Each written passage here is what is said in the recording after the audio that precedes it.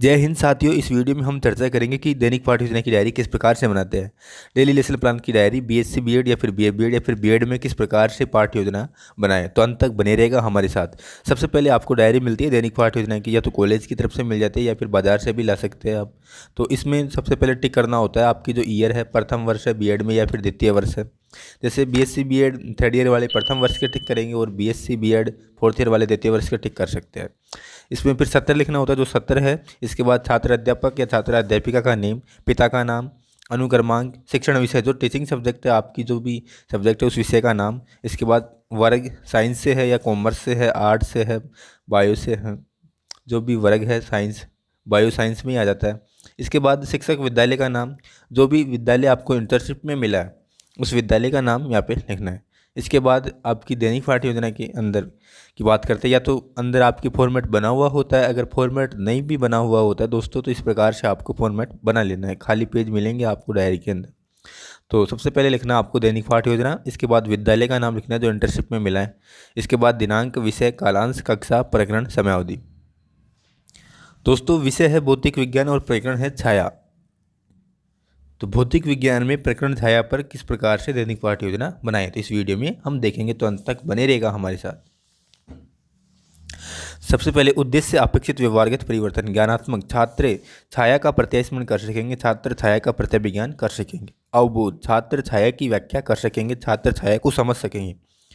ज्ञानोपयोग, छात्र छाया से संबंधित ज्ञान का प्रयोग उच्च अध्ययन में कर सकेंगे, छात्र छाया से प्राप्त ज्ञान का दैनिक जीवन की विभिन्न परिस्थितियों में उपयोग कर सकेंगे। कौशल, छात्र छाया की जानकारी प्राप्त कर सकेंगे, छात्र छाया का निर्माण चित्र द्वारा प्रदर्शित कर सकेंगे।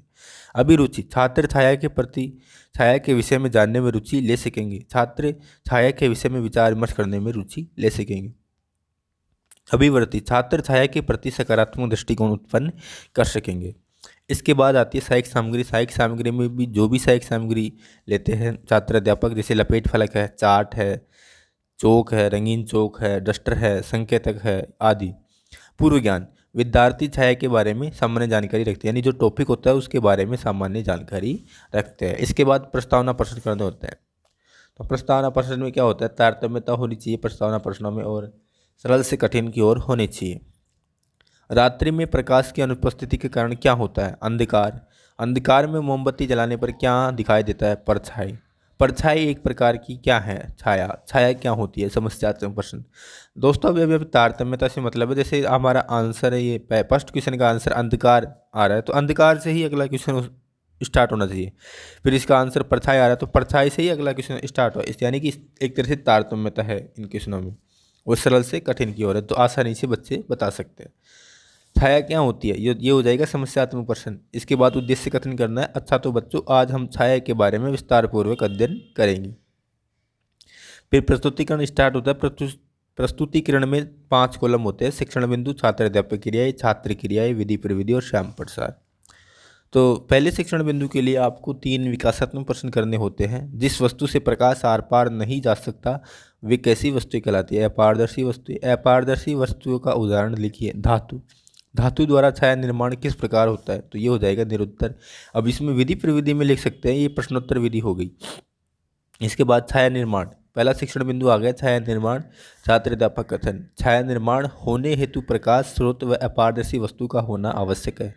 छात्र छाया देखने हेतु पर्दा भी आवश्यक है। छाया प्रकाश की उपस्थिति में प्रकाश स्रोत के विपरीत दिशा में बनती है।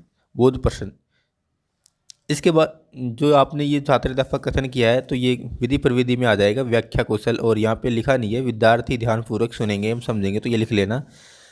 विद्यार्थी क्रिया में लिख लेना, विद्यार्थी ध्यानपूर्वक सुनेंगे एवं समझेंगे। और विधि में हो जाएगी व्याख्यान विधि, और शाम पट पर ये लिखते हुए और समझाते हुए चलना है।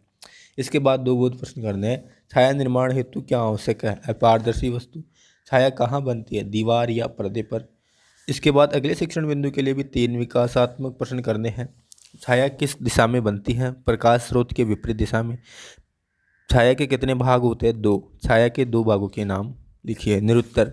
तो दूसरा शिक्षण बिंदु है प्रच्छाया एवं उपछाया।